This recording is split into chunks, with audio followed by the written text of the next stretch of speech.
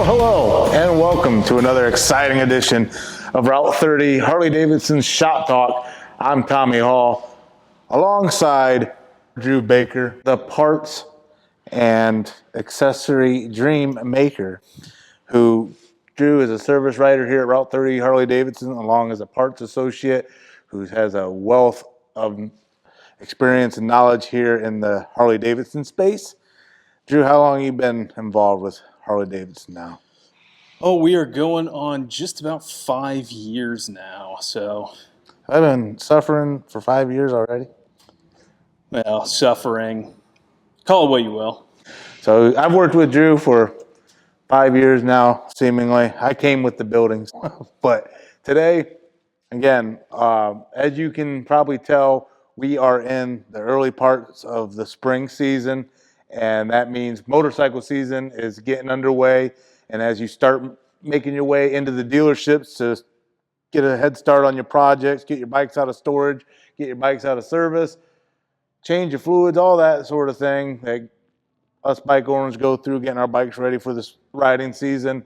The one thing that you're starting to notice are new 2024 Harley-Davidson models trickling in. They're coming in by the boatload each and every week. And here at Route 30 Harley-Davidson, we have pretty much every option and size and color in the Street Glide and Road Glide vein, new in the 2020-24 year for Harley-Davidson.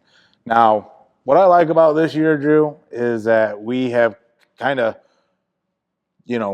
went back to the drawing board, almost took we took the blueprint and we kind of added on to it, as opposed to years prior where we just kind of put one more thing at it, put one more accessory, put one more accoutrement, if you will. And Harley this year really kind of went night and day with the difference between the 24 models and the 23 and previous Milwaukee 8 models. So this year, if you aren't privy to it or you haven't smelled what we've been stepping in lately in the Harley-Davidson vein, the Street Glide and the Road Glide, they come in one package now. Correct. You can get them with the 117, and they come in the black or chromed out option. They've also lowered the price of the bike. We won't go into that. You have to come in and check that out for yourself. But they've lowered the price as compared to the 23 models as well. But they've also done an overhaul as far as the technology, the equipment, the suspension, just a whole run the gamut of things that they've done differently. But today, we're not going to go into all of that. We're just going to touch on a few things. And one of those big differences between the 24s and 23 models is the infotainment system. So Drew today is going to kind of just go over some of the differences between the two and show you on our 24 model and our pre-owned infotainment system kind of the difference between what you're used to and accustomed to in the prior year models and what's brand new from the motor company. So come over here, if you will, and we'll explore and kind of navigate the new infotainment system with you. So, Drew, we have ourselves one of the prior Milwaukee 8 models, the 2022 Street Glide ST with the infotainment system, and we'll kind of show you the layout on how the infotainment screen is on this one compared to the 24. So, Drew, without further ado, Well, not a whole lot has changed on the 22, 23 model since 2014. If you're looking at this right now, it's probably a pretty familiar scene to you. You have this latch door here, got your USB outlet to plug your phone in and get Apple CarPlay, if you get the module for it. And it is a very familiar navigation screen. It is the 6.5-inch navigation touchscreen that has been on the bikes since, I believe, 2018 it became an option. Have all your Bluetooth connectivity. There are tons of options in terms of audio for Rockford systems, amps, saddlebags, lower speakers, tour pack speakers. You can upgrade the fairing speakers. Really, the options are endless. But going through here, a lot of the limitations of the older system, I'll say, is kind of wireless pairing in terms of what you're able to do. For this head unit, if you wanted to pair a Bluetooth communication system to the motorcycle, or you wanted to do wireless Apple CarPlay, Android Auto, things of that nature, you would have to separately purchase a wireless headset interface module, affectionately known as the WHIM module. That is a $400 option that is installed inside of the fairing of the motorcycle. Something that is not required on the 24 models. We'll get into that in a minute, but Why? They must have gone crazy with that. on this, they do have a lot of options in terms of pairing your phone, how your phone responds to text messages when you get them, so you don't have to. Auto replies, you can set custom messages. Again, much like on the 24s. Not going to get too much into that, like I said, but going over here, you still have your AM, FM options. You have Bluetooth, which is still, pretty traditional like it always has been. And then you do have navigation also with the Harley Maps, and they are updated every 6 to 8 months with a downloadable map from the motor company. So when you go into that, we have the 6.5-inch display. I know in 2014, the Rushmore project and up, over time, it almost seemed like you were having a hard time seeing the display in front of you. And I think Harley's done a nice job of continuing to tack on and improve on the visibility. You see the Gorilla tempered glass that they came out with in 18 and on. And the loading time on the head unit is like night and day faster than what it previously was. So we'll go ahead, and the thing I like about the older units is, again, we talk to our customer base. Simplicity. That's the biggest key. We want things to be simple. And basically match a picture to a button to a function.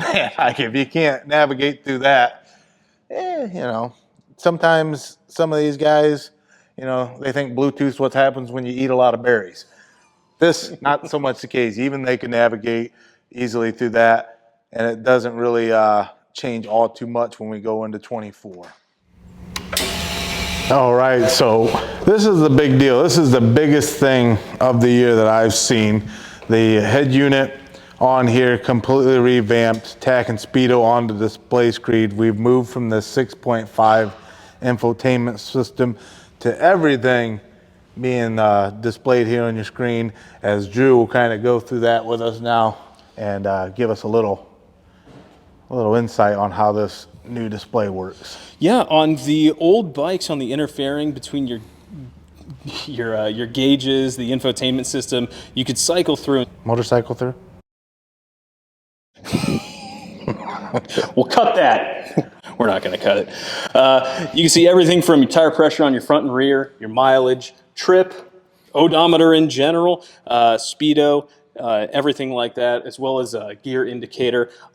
Gear indicator and tire pressure are two of the most prevalent increases in terms of size on this new system.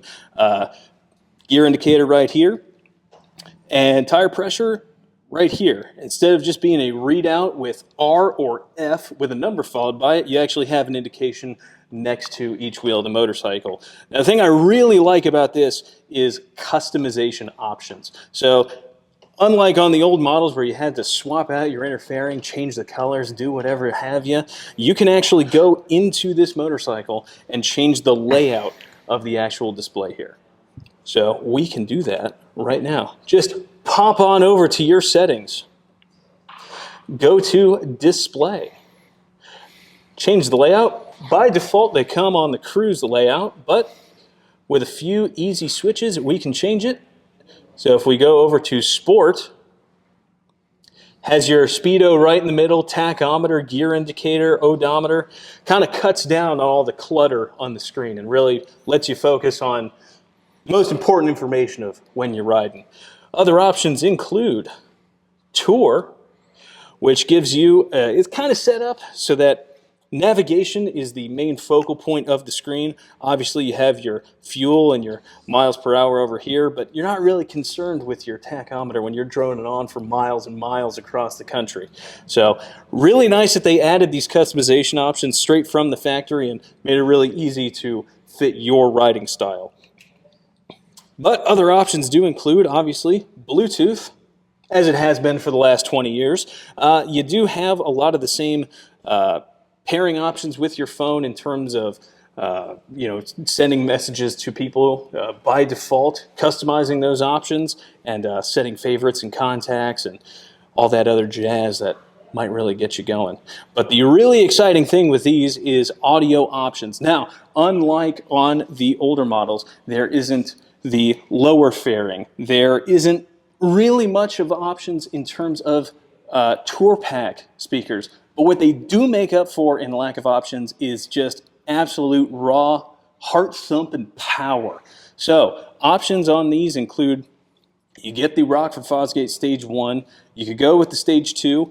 They do have saddlebag cutouts for speakers. And they also introduced the 6-inch by 9-inch saddlebag speaker, which is a Stage 3 option. 300 watts of draw per amp, or per speaker, I should say, and really just kind of makes the ground rattle beneath you. You know what I mean.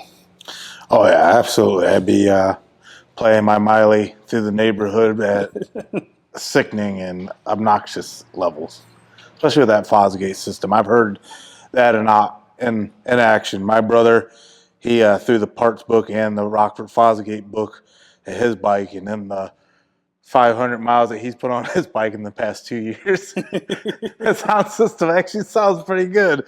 And the one time he rides it for summer. But yeah, like I said, very impressed with the sound that are coming out of these. As you can guess, the more you blip on the throttle, the first thing a lot of us do is, again, we want to get a little more sound out of the bike. And not just out of the speakers and the tunes, but out of the bike itself with the exhaust. So hand in hand, you want loud stereo with loud exhaust because you want them to hear you coming. But you also want to be hearing some tune skis as you go. So I think that this really kind of nips in the bud some of the situations that you were saddled with in prior years, where it's like, okay, do I do the exhaust first or do I do the sound? Because one of these things are going to get drowned out. And, Yeah. you know, for me, again, loud pipes and then the stereo system, it's a perfect blend between the two. And I know you had mentioned the difference between the 6.5 and the initial Rushmore stereo system on there was just processing speed. And compared to the 6.5, this new Skyline OS is faster than a fart disappears in a hot skillet. It really boots up almost instantaneously, and there is navigation options coming in the future. There are almost endless ways you can customize this. Obviously a little software restrictive, but there are Software restricted. That's how they keep on my computer here. software is a tricky thing. But there are options as far as connectivity, and unlike on the 6.5, no WHIM module is required to pair a Bluetooth headset or to do Apple CarPlay from the factory. No $400 extra charge. I'm not even trying to make that up right now. Didn't have to.